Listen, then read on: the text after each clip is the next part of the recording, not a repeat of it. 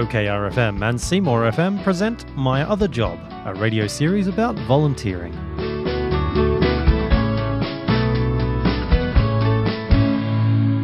Now I'm here at Broadford CFA and talking to Jamie, who's the captain of the brigade here. I'm guessing for people who are thinking about joining the CFA, it's not an easy decision, and probably that's a good thing. It's not something you just say, oh, I think I'll join the CFA. Presumably you've got to put into your head the challenges and that sort of thing. So would you say in your own case as well that it's something you mulled over for a while? In my case, yeah, I've lived here in Broadford for quite a few years. Well, I didn't move to town and join the CFA. It was quite a large decision because it is a bit of an effort to join. But that effort and time consumption actually gets outweighed by your skill levels you pick up and the sense of accomplishment to a community, especially when you've been to a car accident and you've actually helped someone. It's a very good feeling. Just changing the battery in a smoke alarm.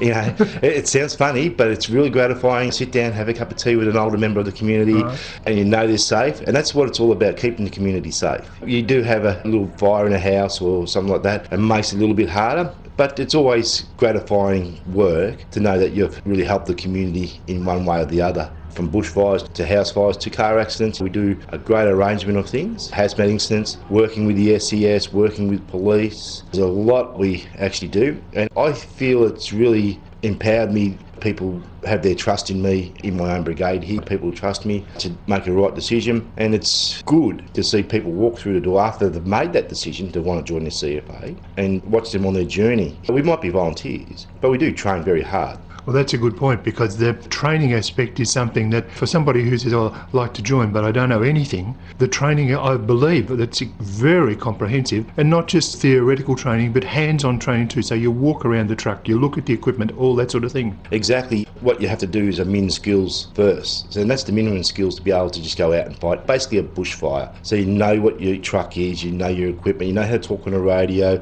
read a map, all different sorts of skills. Pumping, you know how to pump water and draft water, and actually squirting the water on the fire is the easy part.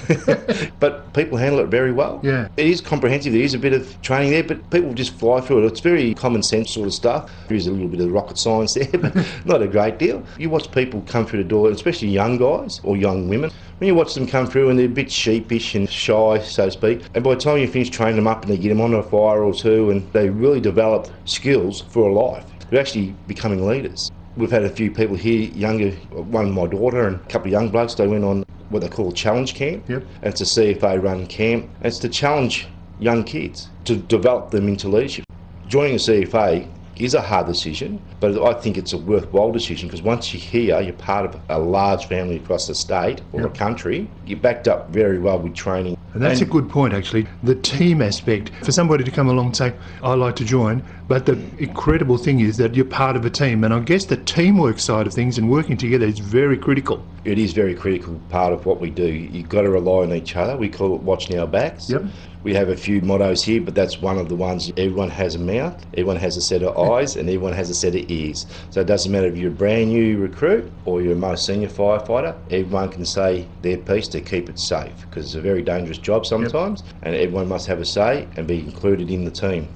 And you've touched upon a few of the high moments. I'm sure there are moments that are scary and difficult, but when you've saved someone's house, or more importantly, saved someone's life, you must think, this is what I'm doing it for. Yeah, it is. Most of the time when the pager goes off or the siren goes off, I teach the people to say that someone's lost something. Yes. Whether it be a car accident, they've lost their car, a house fire, they've lost their house. It's disappointing, it's disheartening. A simple grass fire, a cow's lost its food. Yeah. So someone always loses with the siren, so it's nothing I celebrate when I hear it. No. It really is disheartening to hear and be turning out to. The good part of it is if we can get it and clean it up quickly, like stop that fire from moving further. If it's a house fire, save some of the structure if possible. And car accidents, well, the best result is that hopefully we can get them out, or we just stand there and let them walk away. It's the positive part of that.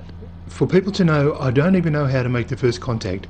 Is just coming along to a training session like this, coming to the door and sort of saying, look, hello, I'd like to join. Is it that easy? It really is. Just go to your local brigade. Anywhere here, Seymour, Kilmore, Wandong, Glenarua, every little spot's got a station somewhere. It normally has a little plaque on there with your contact number, and you can give them a ring and come along to training or a meeting night. Right. And just go from there. Just introduce yourself, tell them you want to join up. Now, I know you're looking for volunteers, particularly in the firefront side of things, so it's certainly an opportunity, even if you're just thinking, to come along and just talk about it. Exactly. Come along, have a chat with us, have a look over the station, meet a few firefighters, a few people here. We are always looking for people to come out on the truck and help fight fires. We have a big support network behind it to make sure everything goes as smooth as possible. But we are always looking for firefighters, especially with summer coming up.